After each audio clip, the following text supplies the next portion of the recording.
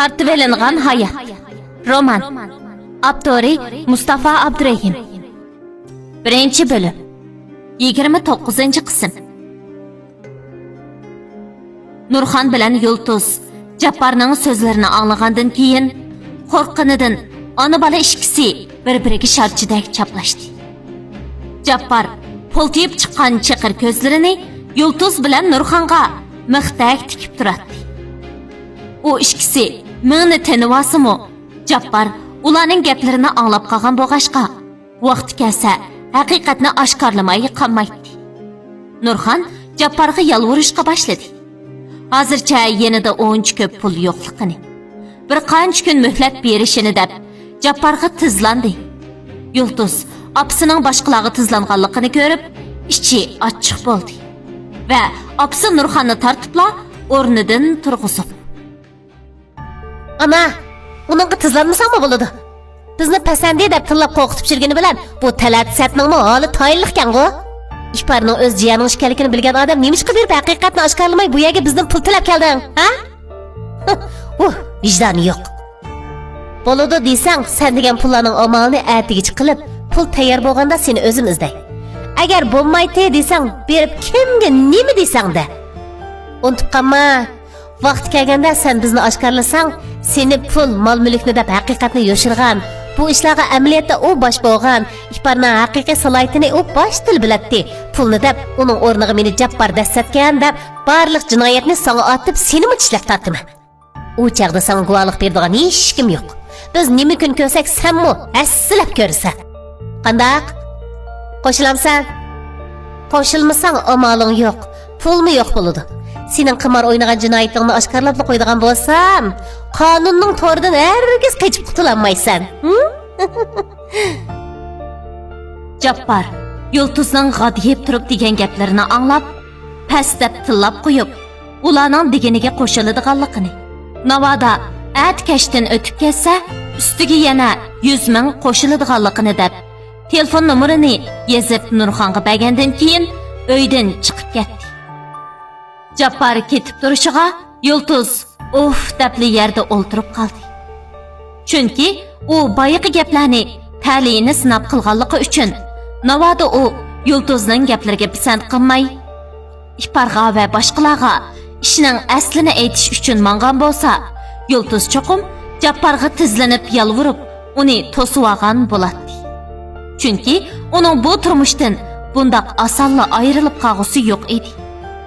Kichkidanni arzu qiladigan turmushga erishib, texi voyiga yetkizib, meg'zini chaqib bulanmagan Yulduzga nisbatan hozirgi erishganlari texi yetarlik emas edi.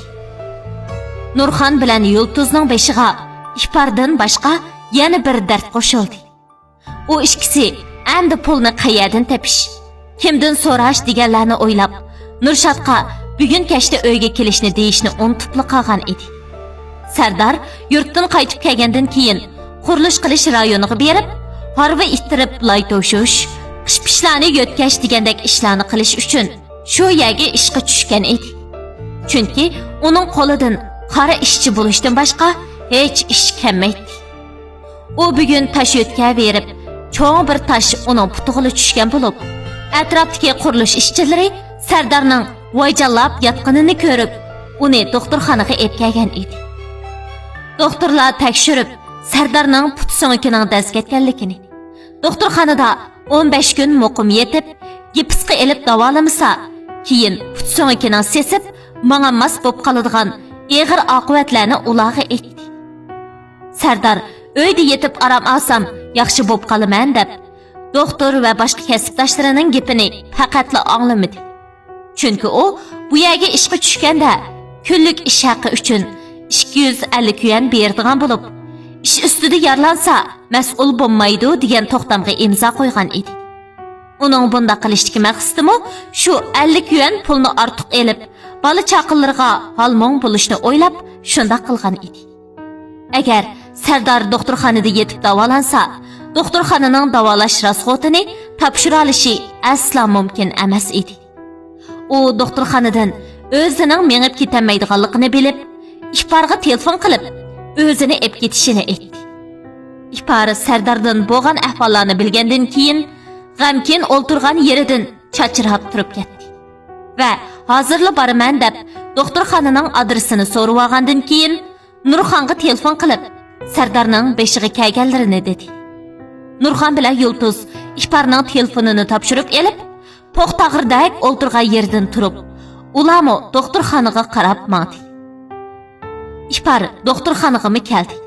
U Sardarning ishtallari qon holatda karvatda o'ltirganligini ko'rib, yugurib berib dadisini quchoqladi va atrofdagilardan ishning jarayonini, shundaqla doktorning deganlarini anglab bilgandan keyin Sardarga hech nimadan ansirmay doktorxonada yetishini, doktorxonaga ketadigan chiqimdan ansirgan bo'lsa, uningdan ansirmisimi bo'ladiganligini, doktorxonaning chiqimini ish o'rnidan ko'taradiganligini Sardarga deganda, ishchilarning boshqaruvchisi Iparga Sardar bilan bo'lgan to'xtamdagi moddalarning hammini aytib berdi.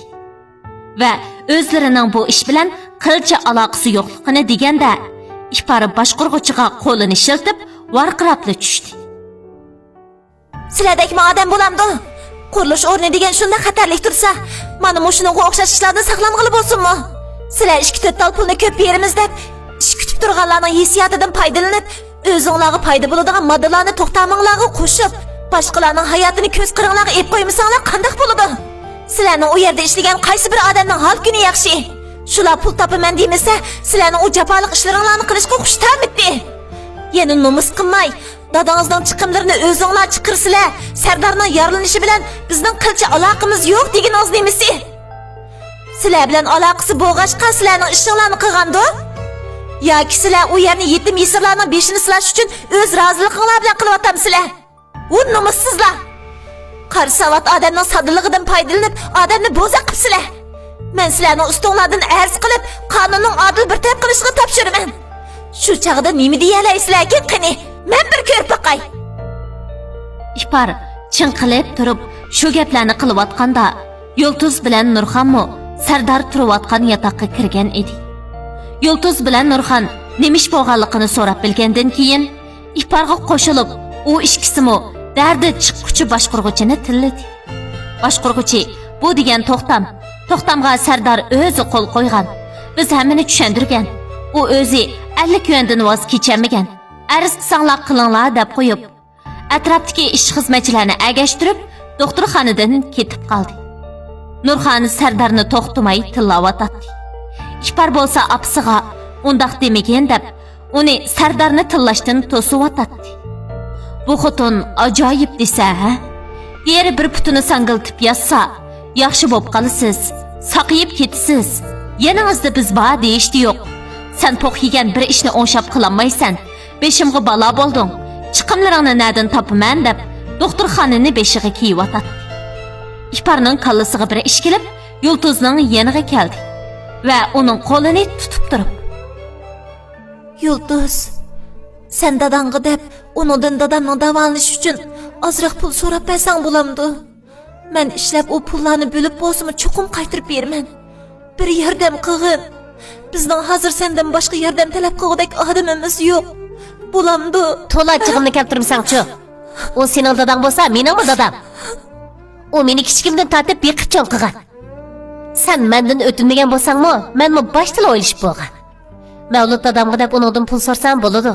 Ham menda uning inovatli kartasimi bor. Men doim ishlatib turg'achqa u pul azlab qolsa pul to'liqlab qo'ydi. Hozircha mush kart orqali doktorxona yetish rasmiyatini bijirgash turayli. Yetmiginiga yana men bor. Xotirjam bo'ldi-da. Seni-chi o'zim davolatib saqaytiman. Endi undaq doktorxonadan chiqib ketaman deganda gaplarni qilma.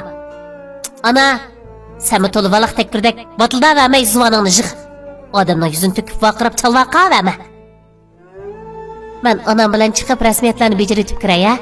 Ipar, dadam qamra bu. Maga ana. Yulduz shundaq deb Nurxonni agashtirib chiqib ketdi. Ular rasmiyatlarni bijirib bo'lgandan keyin Nurxon Yulduzni kutish zaliga yetilab kelib, bo'sh turgan o'rindiqqa kelib o'ltirdi va Yulduzga Jabbarning pulini hal qilish chorasini topganligini deb. Men u qo'ng'altoqning talab qilgan pulini qayerdan hal qilishni topganda qilaman. Agar sen Og'zingni yop. U ishlarni xiyolingga keltirgich bo'lma. sening nima o'ylaydiganingni meni bilmaydi deb qolma. Men degan sening qizing, sen o'ylaganni menmi allaburun o'ylab bo'lgan. Sen demakchi, dadamni davolatish bahanasida Mavlud dadamdan ko'proq pul olib, Jabbor degan qirchi yaqir ko'zga bermoqchi-ku shu. Bu bo'lmaydi. Men undaq ko'p pulni u odamdan ololmayman. Ya'ni kelib u pixsiq odam naq pul bermaydi. Ba'simi shu inovatlik kartasi yoki bank omonat kartasini tutqizib qo'ydi.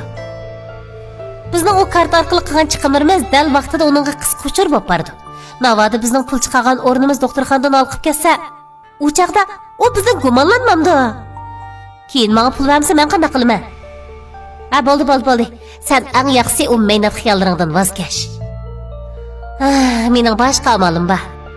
Sen doktorxonadan chiqib uyga qaytganda men senga oldida bergan oltin zivzinatlarni tayyor qilib qo'y. Yetmaganni o'zim hal qilaman. Qanday? Yura. Dadam bilan ish pari bizni naketganda deb ansirab qolmasin. Aras, men Mavlud dadamga telefon qilib bo'lgan ahvollarni dey, ha? Yulduz Nurxonni Sardarning yeniga avatib etib, orqadan Mavludga bo'lgan ahvollarni aytib, inovatlik kartasini ishlatganligini. Agar yana pul kamlab qolsa, o'zining yordam qilishini o'tindi. Mavlud Yulduzning yig'lamsirab, "Bichorlarchi" degan gaplarini anglab, uning vafodorligidan ta'sirlandi. Shundaqla doktorxonaning barliq chiqimlarini o'zining o'rinlashtirib beradiganligini, Sardarning puldan g'am andish qilmay, xotirjam davolanishini aytdi. Yulduz Mavludga rahmatini bildirib xo'shlashdi va Sardarning davolanish xarajatining yo'lini o'zining qilolig'idan xush bo'lib taxlab ketdi. U Sardarlar boyataqqa kirib, o'zining pulning ishini hal qilib bo'lganligini, doktorxonaning barliq chiqimlarini dadasi Mavludning o'rinlashtirdiganligini deb mag'rur holda turdi. Ipari Yulduzni quchoqlab, uningga va Mavludga rahmat aytdi. Shunda qilib Sardarning davolanishi boshlandi. Uninggacha kash kirib, sirtni gugun bosgan bo'lib, Ipar Nurxon bilan Yulduzning uyga qaytishini, o'zining Sardarning yanada qoladiganligini deb, ularni xotirjam qilib etib, uzatib qo'ydi.